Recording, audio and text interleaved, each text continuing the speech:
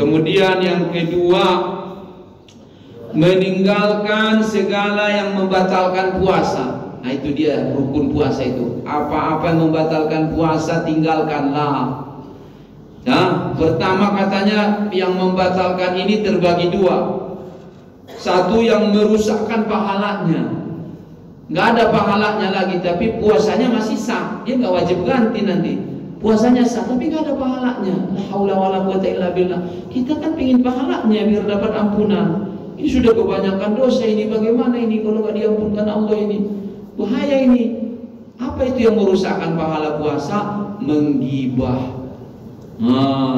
Menceritakan aib orang. Fulan itu memang orangnya pemalas itu. Fulan itu orangnya rakus. Itu dia anaknya si Fulan yang suka mencuri. Kamu menceritakan aib orang lain di balik belakangnya. Dia tidak ridho dengan omonganmu. Itu adalah menggunjing. Menggunjing itu membatalkan pahala puasa. Nah, kecuali kalau engkau membicarakan itu karena ada maslahatnya. Ada maslahat. Melapor dia ke mahkamah, melapor dia ke kantor polisi, si Fulan menzalimi saya, kan ada masalah. Amar ma'ruf nahi mungkar, ini kita musyawarah nih, nampaknya ini rumah ini kan benar nampaknya. Penampungan perempuan liar nampaknya rumah si Fulan. Itu kan menceritakan aibnya. Iya, tapi amar ma'ruf nahi mungkar. Tak apa-apa. Kalau ada maslahat yang dibenarkan agama, baru kita boleh menceritakan aib orang lain. Bismillahirrahmanirrahim. Bahwasanya baginda Nabi kekasih Allah Sayyidina Muhammad sallallahu alaihi wasallam adalah hamba Allah dan utusannya. Beliau diutus Allah membawa hidayah, membawa petunjuk dalam segala urusan kita. Karena Allah yang menciptakan kita mengetahui bahwa kita tidak akan berbahagia dengan diri kita sendiri, dengan pikiran kita atau dengan musyawarah di antara kita di dalam menentukan segala maslahat kita, kita tidak akan selamat. Makanya Allah mengutus para kekasihnya, orang-orang pilihannya, para nabi dan rasul, sehingga datanglah nabi yang paling mulia, rasul yang paling istimewa kekasih Allah Ta'ala, yaitu Sayyiduna Muhammad sallallahu alaihi wasallam, penutup sekalian nabi dan rasul, hamba yang paling dicintai Allah. Beruntunglah kita menjadi umat Nabi Sayyidina Muhammad sallallahu alaihi wasallam. Wajib kita beriman, yakin, percaya kepada Nabi Sayyidina Muhammad sallallahu alaihi wasallam. Wajib kita mencintai beliau di atas cinta kita kepada keluarga kita, orang tua kita, anak-anak kita, harta kita, bahkan diri kita sendiri. Wajib kita lebih mencintai Nabi Sayyidina Muhammad sallallahu alaihi wasallam. Wajib kita mengikuti beliau dalam segala urusan kita, dengan mengikuti para ulama yang istiqomah. Kita yang awam, kita tidak tahu halus kasar daripada Quran dan Sunnah. Kita tidak mendalami masalah itu, bukan di situ bagian kita. Maka wajiblah kita mengikuti yang ahli. Itulah para ulama, ulama-ulama yang istiqomah, yang benar-benar melaksanakan agama Allah, mengajarkan agama Allah, yang tidak menjual agama Allah, yang tidak mengikuti para penguasa yang zalim, yang mereka menjaga wibawa agama Allah. Ikuti mereka. Mereka sudah ada dari zaman ke zaman. Ikutilah orang-orang yang mengikuti mereka yang terdahulu, para ulama yang istiqamah, supaya kita selamat di dunia dan di akhirat. Amin ya rabbal alamin. Ya Allah, limpahkanlah salawat, rahmat, kebahagiaan, kemuliaan, kesejahteraan, keselamatan, keberkahan yang terbaik untuk kekasihmu Sayyidina Muhammad sallallahu alaihi wasallam, sekalian keluarganya, sahabatnya dan para kekasihnya. Semoga dengan berkah sholawat ini ya Allah, Engkau selamatkan kami, keluarga kami, orang tua kami, anak turunan kami, orang-orang yang kami cintai, orang-orang yang mengajarkan agamamu kepada kami, orang-orang yang belajar agama kepada kami. Selamatkanlah kami ya Allah di dunia dan di akhirat. Selamatkanlah ya Allah dengan berkah sholawat ini bangsa dan negara Indonesia. Ya Allah, kekalkanlah kedamaian di negeri Indonesia ini ya Allah. Datangkanlah pemimpin yang terbaik di antara kami ya Allah. Allahumma walli alaina khiyarana. Ya Allah, jadikanlah pemimpin kami yang terbaik di antara kami. Wala tuwalli alaina syirarana. Janganlah jadikan pemimpin kami, pejabat kami, orang-orang yang jahat di antara kami. Allahumma rfa' maqtaka wa ghadabaka anna. Angkatkanlah murkamu, kebencianmu daripada kami ya Allah. Ya Allah, jangan izinkan orang-orang yang curang berkuasa di negeri ini ya Allah. Jika ada yang curang, yang mengkhianati rakyat, tunjukkan supaya bertaubat ya Allah, supaya kembali kepada jalan kebenaran. Kalau tidak mau taubat ya Allah, hancurkan mereka sehancur-hancurnya ya Allah. Hinakan mereka sehina-hinanya ya Allah. Tandai mereka satu persatu ya Allah, jika mereka tidak baik kepada bangsa dan rakyat ini ya Allah. Amin ya rabbal alamin. Kabulkanlah ya Allah bisirri asraril Fatihah. A'udzu billahi minasy syaithanir rajim. Bismillahirrahmanirrahim. Alhamdulillahi rabbil alamin arrahmanir rahim maliki yaumiddin. Iyyaka na'budu wa iyyaka nasta'in. Ihdinas siratal mustaqim. Siratal ladzina an'amta 'alaihim ghairil maghdubi 'alaihim waladdallin. Amin. Ya Allah, Maha Suci Engkau, subhanaka la ilma lana, tidak ada ilmu kami ya Allah illa ma 'allamtana, kecuali apa yang Kau ajarkan kepada kami ya Allah. Innaka antal alimul hakim. Engkaulah yang maha mengetahui, maha bijaksana, menempatkan segala sesuatu pada tempatnya. Ya Allah, mudahkanlah segala urusan kami, jangan persulit kami di dunia dan di akhirat. Hasbunallah wa ni'mal wakil. Cukuplah bagi kami Allah yang menyayangi kami, yang mengurus segala urusan kami dunia dan akhirat kami. Wa ni'mal wakil. Allah lah sebaik-baik penyerahan segala urusan. Wala haula wala quwata illa billahil aliyyil azim.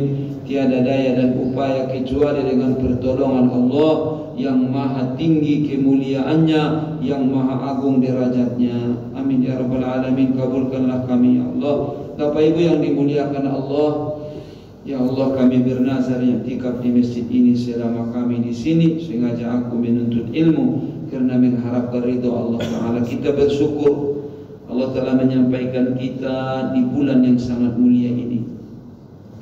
Masya Allah, tabarakallah. Salafus soleh mereka sampai 6 bulan katanya berdoa. Jadi 6 bulan, setengah tahun sebelum Ramadan mereka telah berdoa. Ya Allah, sampaikanlah kami ke bulan Ramadan. Ya Allah, sampaikanlah kami di bulan Ramadan.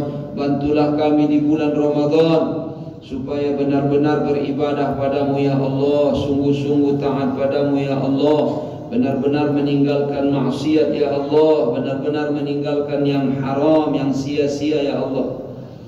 Setelah nanti selesai puasa 6 bulan pula mereka berdoa, terimalah ibadah kami di bulan Ramadan ya Allah. Jadi ini kita sudah disampaikan Allah, kita senang, kita bersyukur, berterima kasih.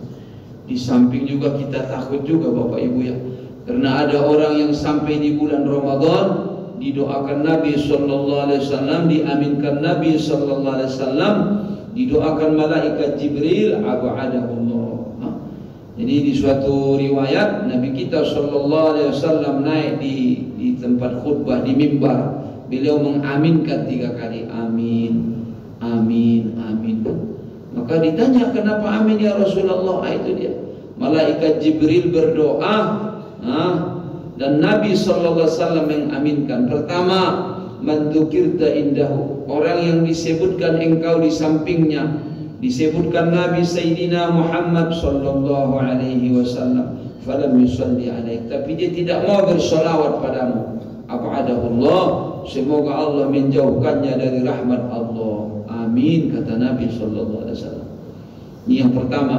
Setiap disebutkan Nabi sallallahu alaihi wasallam, Sayyiduna Muhammad sallallahu alaihi wasallam, Nabi kita sallallahu alaihi wasallam, jangan malas mengucapkan sholawat, karena itu adalah ditakutkan, dijauhkan dari rahmat Allah. Kalau sudah dijauhkan dari rahmat Allah, ya sudah, nggak ada tempatnya lagi, pasti masuk neraka. Ya, innakum la tadkhuluna al-jannata bi a'malikum. Dilihat dalam kitab Riyadhus Shalihin, kamu tidak akan masuk surga dengan amalan-amalan kamu. Kamu nggak bisa masuk surga kalau dengan amalan kamu. Wala anta ya Rasulullah. Dan kau bagaimana ya Rasulullah? Apakah engkau bisa masuk surga dengan amalanmu? Wala ana. Saya juga nggak masuk surga kalau dengan amalan saya. Illa ayyataghammadani Allahu bi rahmati. Kecuali kalau saya dibalut dengan rahmat Allah. Bukan sekedar dikasih rahmat, dibalut dengan rahmat. Semuanya diisi, diselimuti dengan rahmat, baru bisa masuk surga. Nah iyalah Bapak Ibu yang dimuliakan Allah, berapa ibadah kita?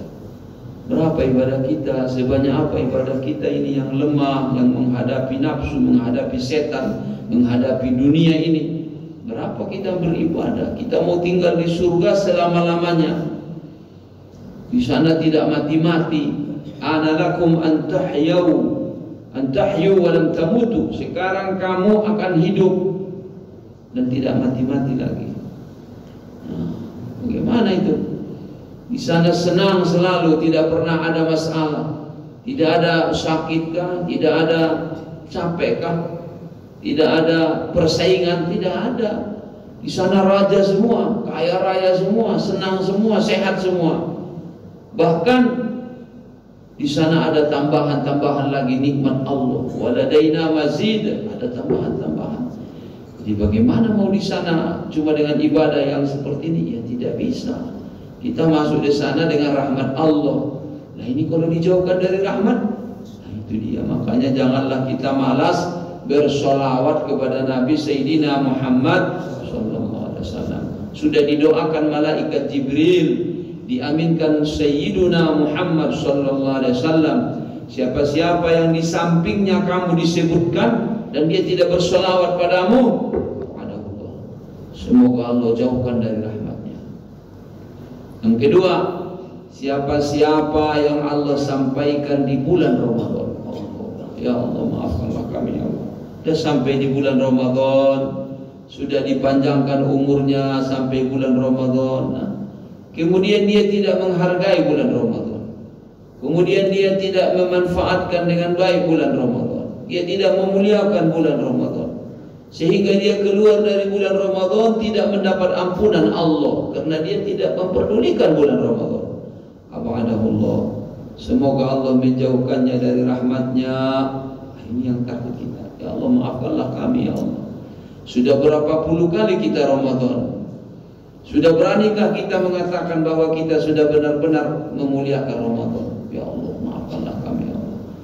Hanya ini kita sungguh-sungguh tolonglah ya Allah kami ini, kasihanilah kami, maafkanlah kelemahan kami ya Allah. Dia datang Ramadan nggak berubah, gitu-gitu juga.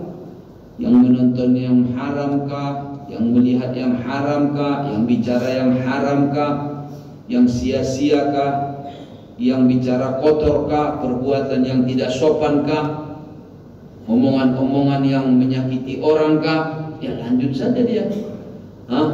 Alhamdulillah, Allah, semoga Allah menjauhkannya dari rahmat Allah. Apalagi kalau sudah tidak ada rahmat Allah. Alhamdulillah.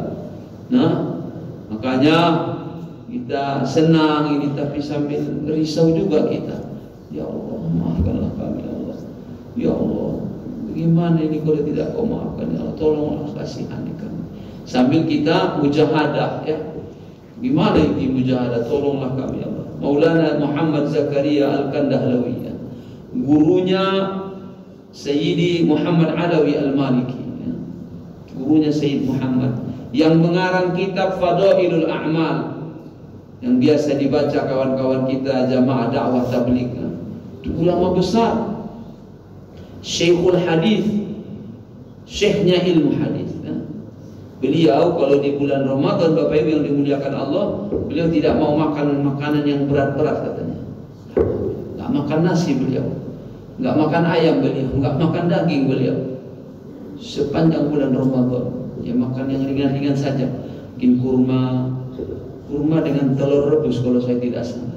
Ringan beliau.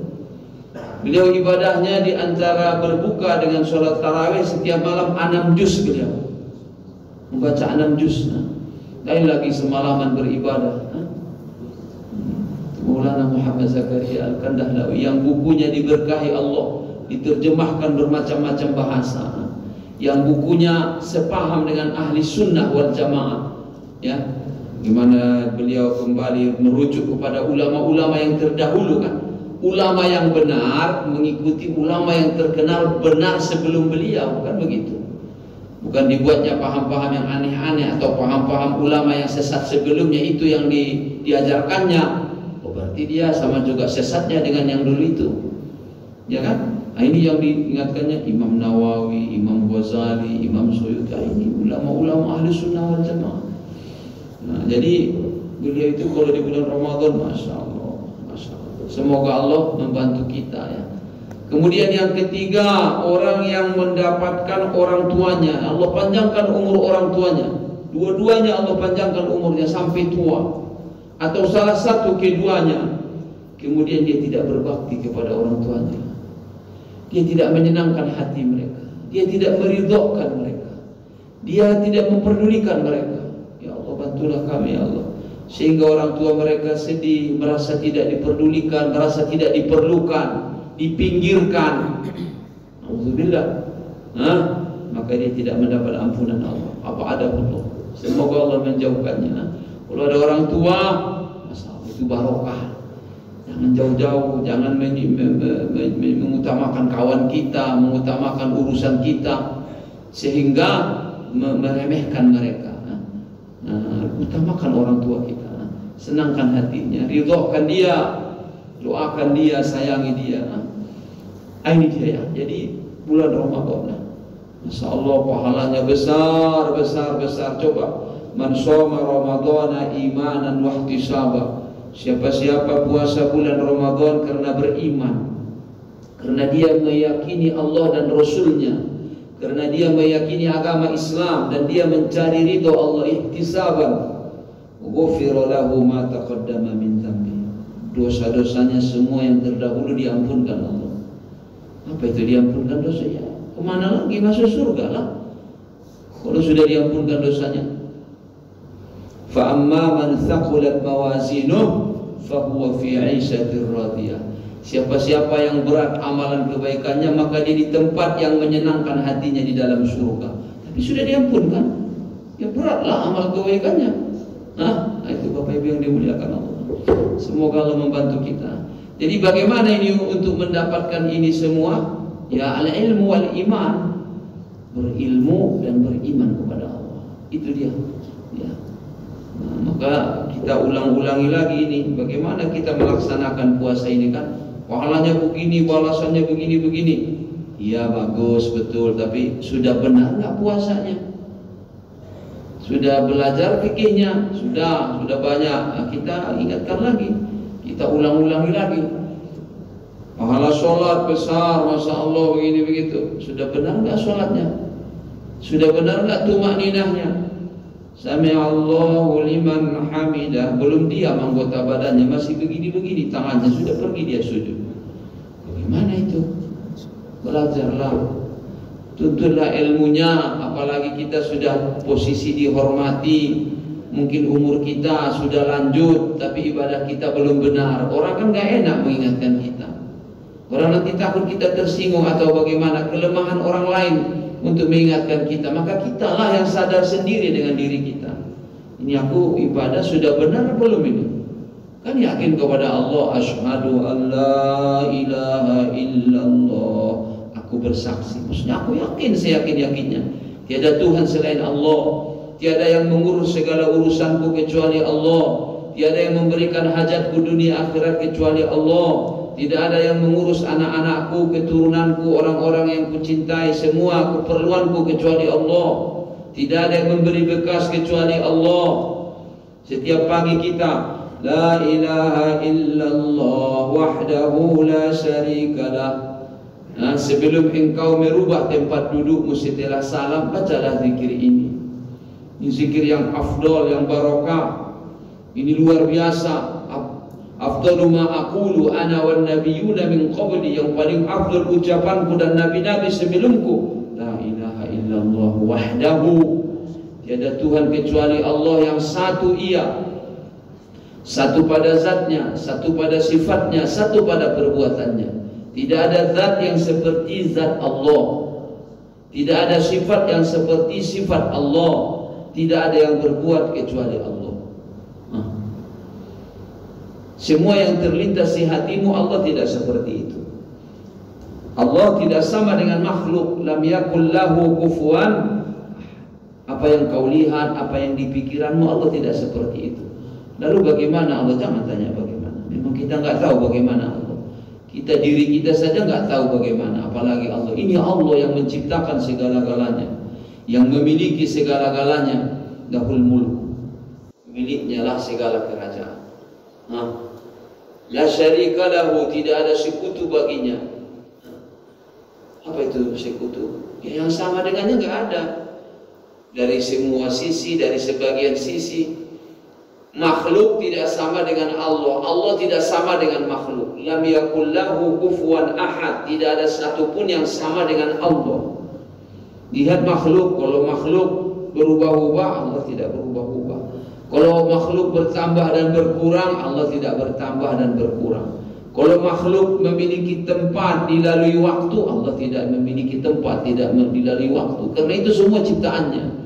Dia sudah ada sebelum ada segala sesuatu. Dan bagaimana? Enggak tahu bagaimana. Jangan tanya bagaimana.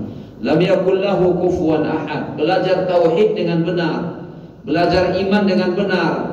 Sering saya katakan, belajar kitab sampai tamat. Nah, jangan mengaji agama serabutan. Yang ini menerangkan itu, yang itu menerangkan yang ini.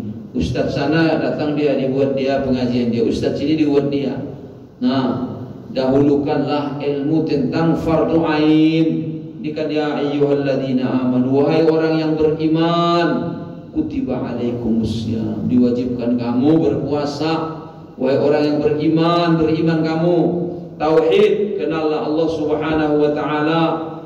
Dulu orang tua kita sudah sering saya ingatkan, tahun 80-an, 70-an kalau mengaji pakai kitab. Sayyidus Salikin, Bidayatul Hidayah, Matla'al Badrain, Furuq Masail. Mereka kitab-kitab Melayu, tapi pakai kitab mereka. Sahabat mereka belajar sampai tamat, sampai selesai kitabnya. Tauhid, sampai beriman kepada Allah. Allah yang bagaimana, sifatnya bagaimana, yang wajib, yang mustahil, yang jaiz. Iman kepada Rasul bagaimana, iman kepada malaikat bagaimana, iman kepada kitab bagaimana, iman kepada negeri akhirat, sam'iyat. Beberapa riwayat yang disampaikan Nabi SAW tentang negeri akhirat, tentang kubur, tentang berbangkit. Mereka belajar tentang berhisab, tentang sirat, tentang surga dan neraka. Itu negeri akhirat. Kemudian mereka belajar fikih. Ini ibadah ini bagaimana dilaksanakan sesuai dengan fikih. Apa itu fikih?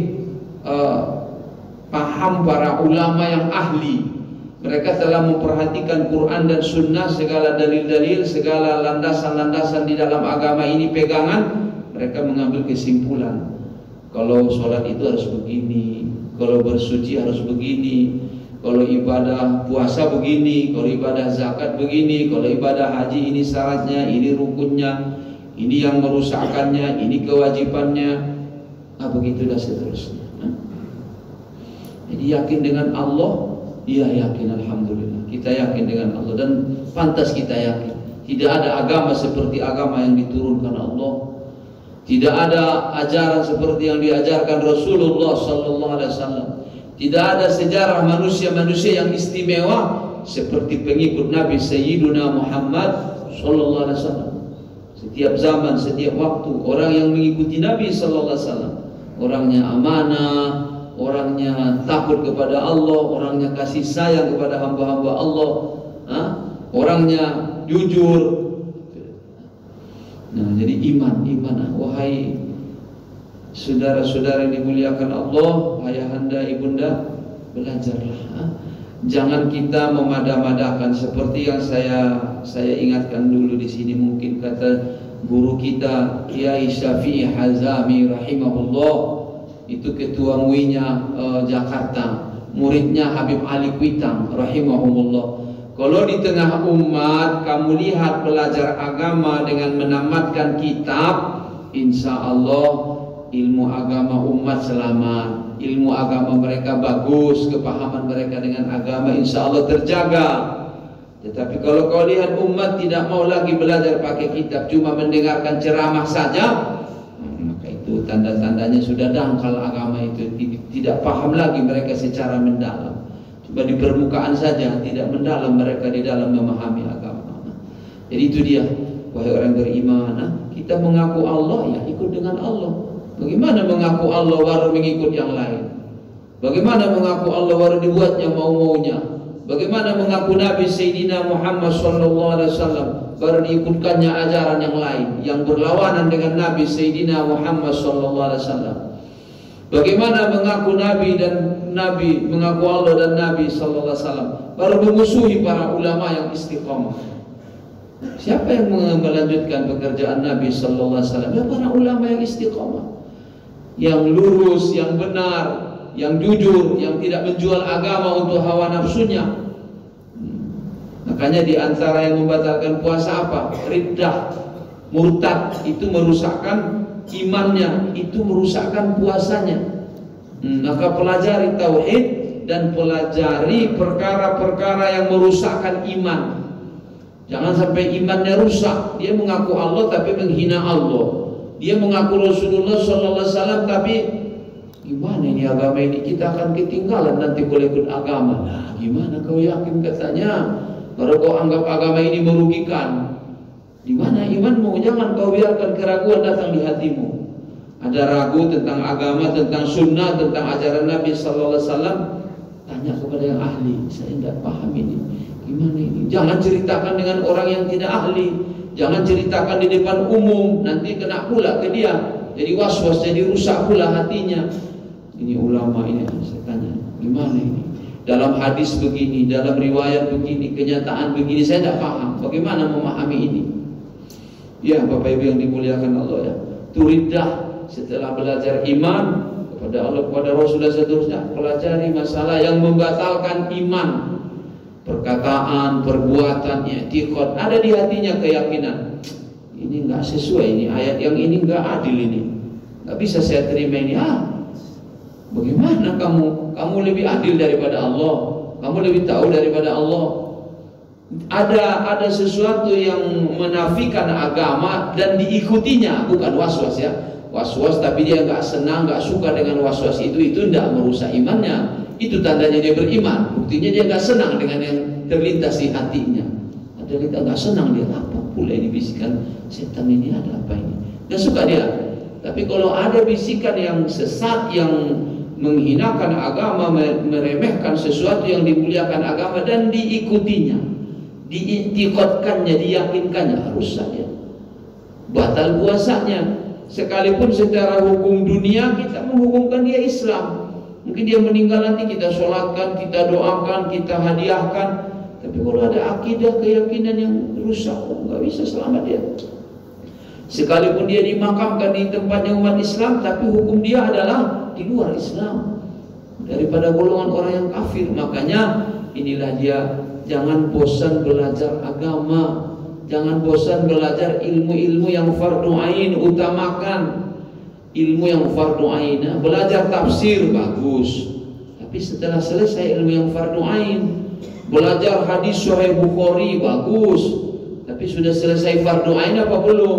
Belajar Sahih Bukhari tapi sholatnya nggak tumakninah, bagaimana itu? Belajar kitab tafsir yang tinggi-tinggi tapi gerakan-gerakan sholat, bacaan-bacaan sholat nggak pernah diperbaikinya. Dibiarkannya saja yang dulu-dulu dari waktu umur 10 tahun dia belajar, itulah terus. Yang nggak lurus, yang nggak bagus, jangan. Jadi Bapak Ibu yang dimuliakan Allah, inilah dia, kita ulangi kembali ya mengenai puasa ini. Bagaimana puasa ini? Pertama, rukun puasa kamu harus berniat. Berniat, di hatimu ada niat, sengaja aku, ya Allah ini aku sengaja ya Allah. Aku bukan ikut-ikutan, bukan atau lagi nggak sadar. Nah, saya sengaja ya. Itu ahlus sunnah wal jamaah mengajari kita umat ini, ingat selalu berniat kamu. Ini kamu buat untuk apa? Apa ini karena Allah kah atau karena siapakah? Ibadah yang bagaimanakah yang kau kerjakan? Jadi setiap malam Bapak Ibu wajib berniat, malam yubayyitis siyama fala siyamalah. Siapa-siapa yang tidak berniat di malam hari untuk puasanya, maka tidak sah puasanya. Sekalipun dia tidak makan, tidak minum, tapi hukumnya tidak puasa. Nanti dia wajib menggantinya setelah hari raya. Dan hari ini dia wajib imsak, tidak boleh makan, tidak boleh minum. Lupa dia berniat kan? Tidak boleh makan, tidak boleh minum. Wajib ditinggalkannya semua yang membatalkan. Nanti wajib diganti puasanya setelah hari raya. Berpahalakah dia? Iya, berpahala. Tapi dia melaksanakan yang wajib, tidak makan minum, tidak berbuat yang pelanggaran. Tapi puasanya tidak sah karena dia lupa berniat. Makanya tolong niatkan, ingatkan setiap malam berniat. Ya, di masjid kita ingatkan, di rumah kita ingatkan. Sholat taraweh bagus, pahalanya besar, tapi sunnah. Dia kan tempatkan pada tempatnya, itu bukan diwajibkan, tapi berniat wajib. Setelah selesai sholat isya, Bapak Ibu yang dimuliakan Allah, mari kita sama-sama berniat. Bismillahirrahmanirrahim. Nawaitu shauma ghadin, sengaja aku puasa esok hari. An ada ifar di syahri Ramadan. Puasa gimana ini? Untuk melaksanakan puasa Ramadan. Bukan puasa Senin Kemis, bukan Arafah, bukan Nadar, bukan kafarah. Ini yang mau saya sembahkan, saya berikan kepada Allah sebagai penghambaan diri saya. Puasa apa ini? Puasa Ramadan. Hadis sanata, untuk tahun ini, bukan tahun yang lalu, itu kodoan. Bukan tahun yang akan datang, itu adalah belum masuk waktunya, belum sah puasa sekarang, waktunya belum datang. Fardhon alayya, ini adalah diwajibkan bagi saya, bagi yang wajib. Wajib atas saya, bagi yang belum wajib, masih belajar, dia belum dewasa, sunnah bagi saya. Lillahi ta'ala, karena mengharapkan ridho Allah. Ini ucapannya, sunnah diucapkan, niatnya di dalam hati. Harus di dalam hatinya ada dia berniat. Sengaja aku ya, ini saya sengaja ya Allah. Buatkan niat 1 bulan. Ya kan, mana tahu lupa berniat, ikutkanlah pendapat ulama mazhab Imam Malik rahimahullah. Semoga Allah merahmati mereka. Ulama pengikut Imam Syafi'i rahimahumullah, mereka mengatakan wajib tiap malam. Setelah mereka memperhatikan semua dalil-dalil Quran, Sunnah dan semuanya, wajib tiap malam. Kalau gak tiap malam gak sah. Tetapi ulama Malikiyah, mereka mengatakan tidak apa-apa, sebulan saja berniat. Ulama Syafi'iyah ketika menerangkan puasa, bagus kamu ikutkan mazhab Malikiyah juga. Mana tahu kamu lupa, kamu ngikut ke sana. Biar jangan kena mengkodok lagi, tak sempat nanti, tak bagaimana. Aduh lupa saya berniat, tapi sudah berniat saya 1 bulan. Sengaja aku melaksanakan puasa semua 1 bulan Ramadan ini, yang sengaja aku melaksanakan puasa 1 bulan penuh, yaitu puasa bulan Ramadan ini tahun wajib atasku karena Allah Ta'ala. Di mana tahu lupa, ingatkan ke sana. Jadi tidak wajib lagi dia mengkodok, kata ulama. Dan gunanya apalagi, mana tahu dia nanti meninggal dunia atau kena penyakit, dia nggak bisa puasa. Ya, insya Allah dia tetap dapat puasa 1 bulan.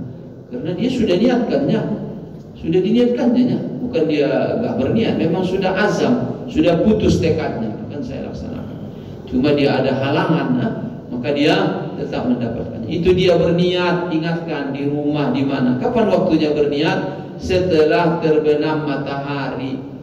Setelah berniat, masih boleh makan, minum, ngapa-ngapain boleh. Kapan imsaknya? Nanti 10 menit sebelum subuh atau 15 menit, 10 menit boleh. Kenapa pakai imsak? Sebab kita kan nggak tahu kapan terbitnya fajar. Pas-pas kan nggak bisa kita. Sama dengan berwudu, pas-pas di sini mana bisa, harus lewat sedikit kan. Sama juga dengan menutup aurat, pas-pas di pusarnya mana bisa, naikkan sedikit ke atas lah. Nah, begitu juga ini, nggak bisa pas, nggak bisa. Yang tukang azan pun nggak bisa menengok itu pas itu. Pasti bisa lebih, bisa kurang, bisa bagaimana. Makanya sebelumnya sudah sama dengan kita di tempat tawaf di sana di Mekah kan, sekitar 1 meter kah 2 meter sebelumnya kita sudah berniat. Jangan pas di situ, di garis situ, nanti kena dorong belum masuk niatnya bagaimana. Sebelumnya sudah. Jadi begitu juga ini, 10 menit sebelum subuh ya sudah, kita sudah berniat, sudah selesai makan sahur. Sengaja aku makan sahur pun harus ada niatnya juga supaya berpahala. Ahlus sunnah wal jamaah, pengikutnya Imam Syafi'i rahimahumullah, kamu harus berniat. Jangan berbuat saja tidak berniat. Sengaja ini saya sengaja ya Allah makan sahur. Bisa saja saya nggak usah makan sahur kan? Sahur saya. Apakah sekedar makan buah kurma kah? Apakah sekedar meminum seteguk air kah? Atau makan yang sempurna, 4 sehat 5 sempurna kah? Niatkanlah, ya Allah ini saya buat adalah untuk melaksanakan sahur, makan sahur. Tasahharu fa inna fis sahuri barakah. Makan sahurlah kamu, karena makan sahur itu barokah, berkah. Makan sahurlah kamu, karena ahli kitab mereka tidak makan sahur.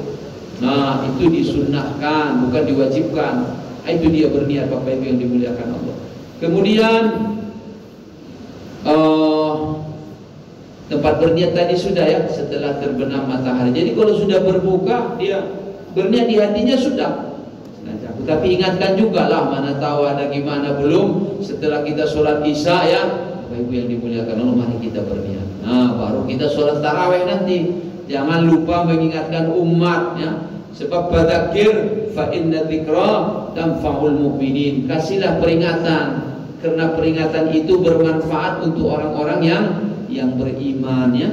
Bapak Ibu yang dimuliakan Allah, kalau di NU online ya, sholat duha 6.42. Jadi mana tahu siapa yang ada hajatnya, ada kepentingannya, ada dia yang lebih utama, dipersilahkan ya. Saya rasa kita lanjutkan dulu supaya nanti tempat isyraq kita pas sholat sunnah isyraq. Jangan kita sholat sunnah isyraq waktunya belum masuk, masih tahrim, masih diharamkan kita sholat.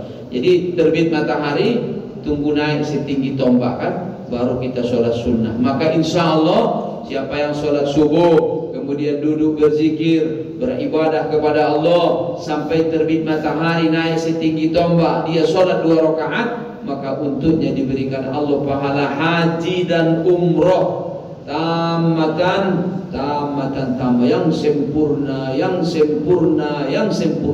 Jadi kita nggak tahu nanti hari kiamat ini siapa yang paling banyak haji dan umrohnya ini. Nah, dia nggak pergi haji umroh, tapi catatannya tiap hari dia haji umroh. Masya Allah, duduk dia sampai naik matahari, sabar dia. Nah, kecuali ada kewajibannya yang lebih wajib, dahulukanlah yang wajib. Jangan kita mendahulukan yang sunnah dari yang wajib ya. Sebesar-besarnya pahala yang sunnah, lebih besar pahala yang wajib. Nah, Bapak Ibu yang dimuliakan Allah, kalau puasa sunnah bagaimana?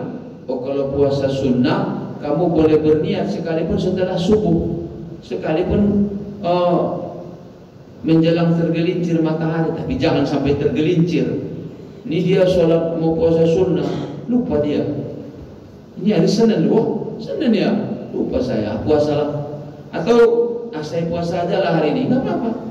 Asalkan dia belum berbuat yang membatalkan. Datang dia dari masjid, udah kemana-mana, jam 9. Puasalah saya. Dia belum berbuat yang membatalkan, boleh. Kalau puasa yang sunnah. Ada lagi kata ulama di kitab ini, dia sudah membuat yang membatalkan. Sudah makan dia, masuk lontong pecel sudah, nasi goreng segala macam. Tapi masih sah dia puasa sunnah. Siapa itu? Ya, itu orang yang sudah menjadi wiridannya.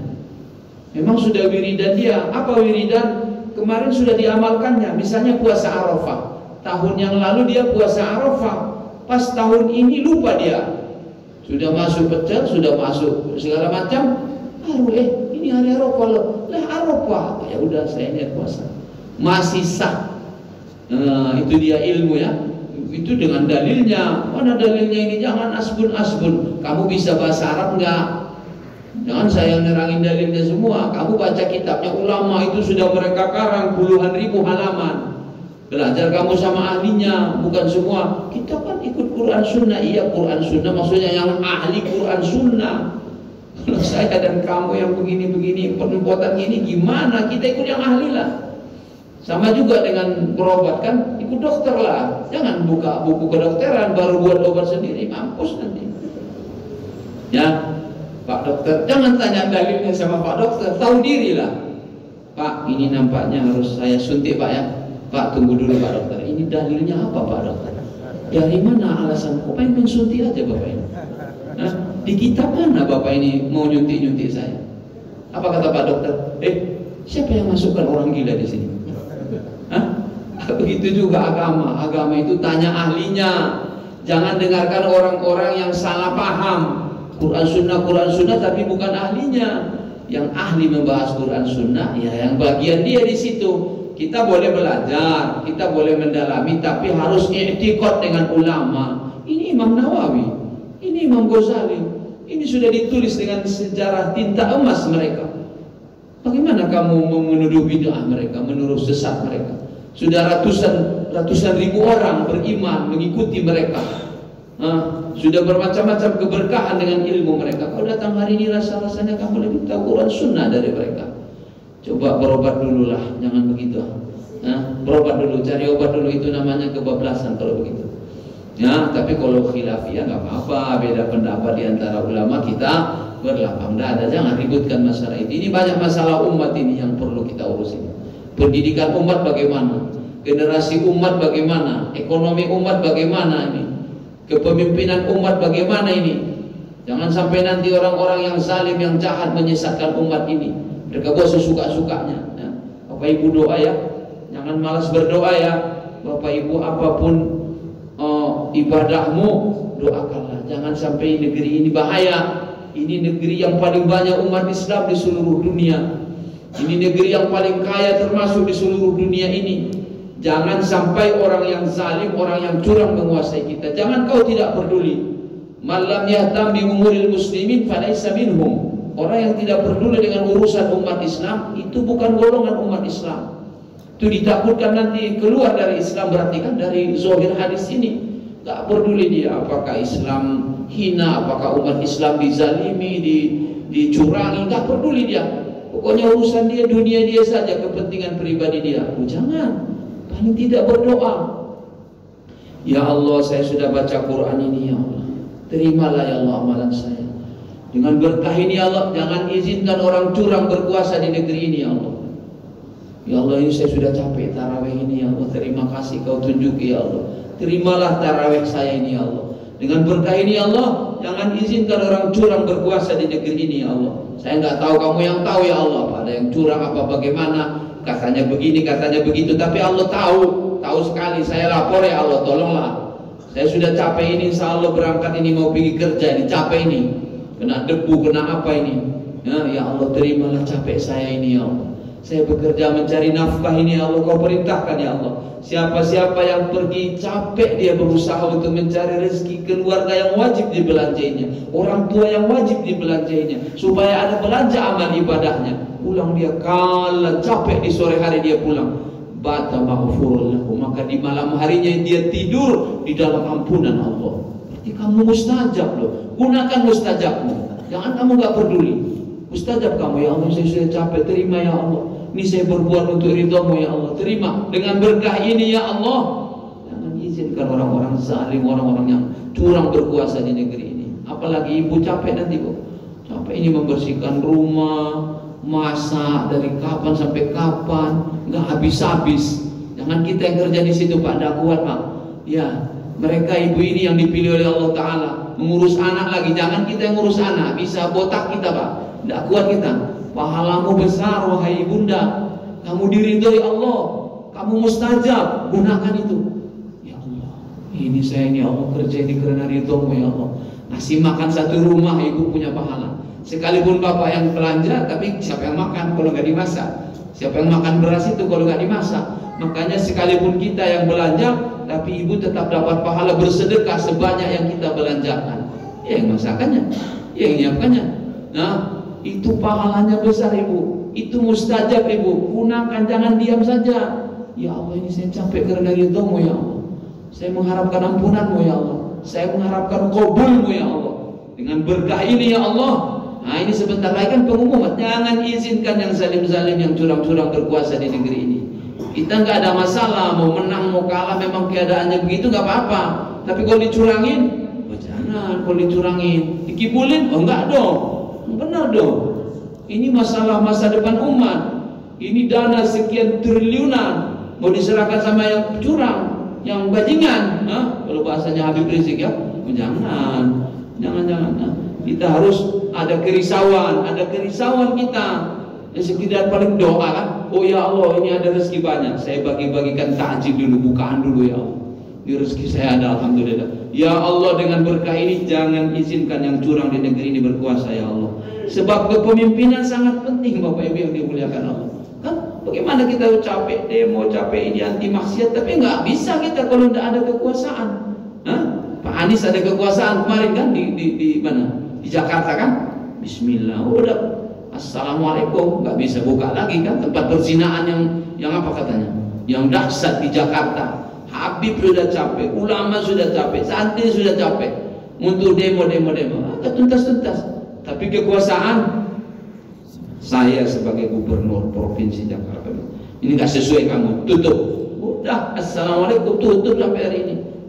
Itu buktinya kekuasaan sangat penting. Jangan bilang ini politik kok politik. Iya, itu maslahat umat. Semua yang maslahat umat harus kita perhatikan. Paling tidak kita doakan apa amalan. Waktu sujud ya Allah.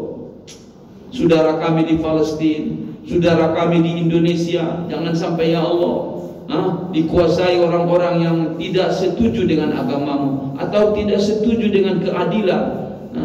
Oke lah, urusan agama mungkin belum bisa kita katakan mengamalkan syariat Islam, belum kuat kita, belum mampu umat Islam. Ya keadilan lah, kejujuran lah. Jangan pula di sini dibuat menipu masyarakat, menipu umat ya. Bapak Ibu yang dimuliakan Allah, gunakan doa itu ya. Bapak Ibu punya uang, satu apa saya bilang, satu gudang uangnya, uang merah-merah semua, satu gudang, tapi nggak digunakannya Bapak Ibu. Bisa nggak dia kira-kira makan lontong itu? Nggak bisa dia, sampai mati nggak pernah beli lontong. Jangan rendang lagi, lontong saja karena nggak digunakannya. Jadi doa yang mustajab ini gunakan. Ada kerisauan di hatimu ya Allah, tolong jaga ya Allah. Orang-orang yang berusaha untuk keadilan, kebenaran, kasih sayang kepada bangsa Indonesia, bantu mereka ya Allah, berikan mereka kejayaan. Amin ya Rabbal alamin. Kemudian yang kedua, meninggalkan segala yang membatalkan puasa. Nah itu dia rukun puasa itu. Apa-apa yang membatalkan puasa tinggalkanlah. Nah, pertama katanya yang membatalkan ini terbagi dua. Satu yang merusakkan pahalanya, nggak ada pahalanya lagi, tapi puasanya masih sah. Dia nggak wajib ganti nanti. Puasanya sah, tapi nggak ada pahalanya. La haula wala quwwata illa billah. Kita kan pingin pahalanya biar dapat ampunan. Ini sudah kebanyakan dosa ini. Bagaimana ini kalau nggak diampunkan Allah ini? Bahaya ini. Apa itu yang merusakkan pahala puasa? Menggibah. Menceritakan aib orang. Fulan itu memang orangnya pemalas itu. Fulan itu orangnya rakus. Itu dia anaknya si Fulan yang suka mencuri. Kamu menceritakan aib orang lain di balik belakangnya. Dia tidak ridho dengan omonganmu. Itu adalah menggunjing. Menggunjing itu membatalkan pahala puasa. Nah, kecuali kalau engkau membicarakan itu karena ada maslahatnya. Ada maslahat. Melapor dia ke mahkamah, melapor dia ke kantor polisi, si Fulan menzalimi saya, kan ada masalah. Amar ma'ruf nahi mungkar, ini kita musyawarah nih, nampaknya ini rumah ini kan benar nampaknya. Penampungan perempuan liar nampaknya rumah si Fulan. Itu kan menceritakan aibnya. Iya, tapi amar ma'ruf nahi mungkar. Tidak apa-apa. Kalau ada maslahat yang dibenarkan agama, baru kita boleh menceritakan aib orang lain. Akhi, gimana pendapatmu? Ini ada yang melamar anak saya si Fulan ini. Waduh, jangan ya akhi. Orangnya nggak sholat, bahaya nanti anak kita, sama Allah saja nggak dihargainya. Bagaimana dengan anak kita nanti dengan dia? Nanti rusak anak kita. Ini menceritakan aib orang kan? Iya, tapi maslahat untuk menyelamatkan saudaramu seorang daripada bahaya. Nah, karena termasuk kamu tidak amanah. termasuk kamu zalim, tidak amanah apabila engkau berikan putrimu kepada orang yang fasik, yang zalim. Anakmu baik-baik, hafiz Quran, pondok pesantren segala macam, baru kau kasih dengan orang yang fasik, yang tidak sholat. Itu namanya kau zalim, namanya kau. Itu tidak menempati pada tempatnya kamu. Termasuk juga yang kamu tim suksesnya. Bagaimana kau sukseskan orang yang solehah ini di bawah kekuasaan orang yang fasik, yang ahli maksiat? Tidak boleh. Tidak boleh kamu cocokkan dengan dia. Nah, kecuali kalau dia sudah bertaubat dan benar-benar sudah bagus kelihatan kau dia, boleh. Tapi kalau masih ragu-ragu juga, nanti anak orang dibawanya kemana-mana, oh jangan kau kasih dia, jangan kau sukseskan yang seperti itu. Sebab kita ad-dinun nasihat, agama ini adalah nasihat. Apa nasihat? Kamu selalu menginginkan kebaikan untuk orang lain. La yu'minu ahadukum hatta yuhibba li akhihi ma yuhibbu li nafsihi. Kamu tidak akan benar beriman sehingga kamu mencintai untuk saudaramu seperti kau mencintai untuk dirimu. Makanya itu nasihat. Kalau kau terpaksa menceritakan aib untuk menyelamatkan saudaramu, itu dibolehkan. Atau untuk menyelamatkan umat. Umat ini ada pemilihan ini, pemilihan DPR kan. Ada yang nggak ahli, dia ikut dia. Uangnya banyak, serangan pajak dibuatnya 1 juta satu orang. Ingatkan, jangan pilih itu, berdosa kamu. Haram kamu memilih dia. Sekalipun dikasihnya kau uang begitu, jangan kau jadi tim sukses dia. Haram kau jadi tim sukses dia. Bagaimana kau sukseskan orang yang tidak berhak untuk memimpin umat Islam, tidak berhak menjadi wakil umat Islam? Ya, itu kan menceritakan aib. Tapi memang harus diceritakan karena maslahat ada di situ syar'i. Yang kedua, yang merusakkan pahala puasa, adu domba, an-namimah. Ceritakan ke sini, jangan ceritakan semua. Kadang-kadang dia gara-gara marah kan kebablasan. Itu memang kurang ajar itu. Jangan ceritakan dulu. Yang sana kan yang nggak tahunya dia yang ini ngomong. Jadi ketika kau mengetahui sesuatu, mendengarkan sesuatu, jangan sebarkan. Pikirkan dulu ini jadi bagus apa enggak? Ini pecah belah apa enggak? Kalau nanti kau sebarkan sesuatu yang kau tahu merusak persaudaraan, merusak kerukunan masyarakat, kau telah namimah. Itu membatalkan pahala puasa. Apa enaknya? Apa enaknya mengadu domba? Apa enaknya menggunjing? Yang tadinya kamu dapat ampunan, yang tadinya kamu mau jadi ahli surga, nah malah jadi nggak jadi gara-gara itu yang nggak ada untungnya. Di dunia ini pun nggak ada untungnya. Bukan kamu menggunjing dapat beras apa? Nah, 1 kilo nggak ada dapat apa-apa. Makanya hati-hatilah. Ibadah ini sulit, tapi menjaga ibadah lebih sulit lagi. Makanya kata ulama, bagaimana Bapak Ibu yang dimuliakan Allah, manusia ini semuanya binasa. An-nasu kulluhum halikuna illal alimun. Semua ini manusia binasa kecuali yang berilmu. Yang berilmu binasa, udah tahu dia ini halal, ini haram, ini agama Allah, binasa juga dia, bahaya juga dia, kecuali yang mengamalkan ilmunya. Yang mengamalkan ilmunya pun sia-sia juga, binasa juga, berbahaya juga, nggak ada artinya. Kecuali orang yang ikhlas, semata-mata dia beribadah mencari ridho Allah, berbuat untuk mendapat ridho Allah, bukan supaya dipuji orang, bukan yang lain-lain. Orang yang ikhlas, wal mukhlisuna ala khatar. Orang yang ikhlas itu juga terancam juga, kata ulama. Kenapa terancam? Apakah dia bisa mengistiqomahkan ikhlasnya sampai dia meninggal dunia? Ya, hari ini sudah ikhlas, besok baru cerita-cerita dia. Saya begini, saya begitu. Diperdengarkannya ibadahnya supaya diketahui orang. Jadi sum'ah jadinya. Hari ini dia ikhlas, tapi nanti sampai di rumah atau di suatu hari ujub dia, bangga diri. Yang hebatlah saya, yang istiqomahlah saya. Tidak dikembalikannya kepada Allah. Dia rasa ibadahnya ini jasa dia kepada Allah. Dia rasa ibadahnya ini hebat dia. Na'udzubillah. Itu juga. Makanya ala khatar, orang sudah ikhlas pun masih terancam juga. Apakah dia mengekalkan ikhlasnya atau tidak? Jadi jangan kau namimah, jangan kau menceritakan ini itu. Kau bercerita karena Allah, karena maslahat. Jangan kau lihat kau ceritakan, jangan kau dengar kau ceritakan. Orang yang marah mungkin sudah menyesal juga dia. Kau ceritakan pula ke sana, jadi rusak jadinya dengan saudaranya. Dia yang ngomong, yang emosi tadi udah menyesal jadi. Ya Allah, kenapa lah saya ngomong begitu? Kamu jangan ceritakan lagi. Sudahlah, tutuplah rahasia-rahasia, simpanlah di hatimu. Kita juga banyak rahasia kita, aib-aib kita. yang kita ingin jangan dipermalukan oleh Allah Ta'ala. Ya Allah, kami hamba-Mu ini selalu mengharapkan, tutuplah kami ya Allah di dunia dan di akhirat, tutupi kami dari segala kehinaan dunia dan akhirat. Amin ya Rabbal Alamin. Yang membatalkan pahala puasa, berbohong. Berbohong, ya Allah, ini bagus ini prospeknya, oh hebat ini, nanti sekian ini sudah begini begitu. Bohong dia, supaya melakukan jualannya, melancarkan bisnisnya. Bohong kau, maka batal pahala puasa, nggak ada lagi pahala puasa.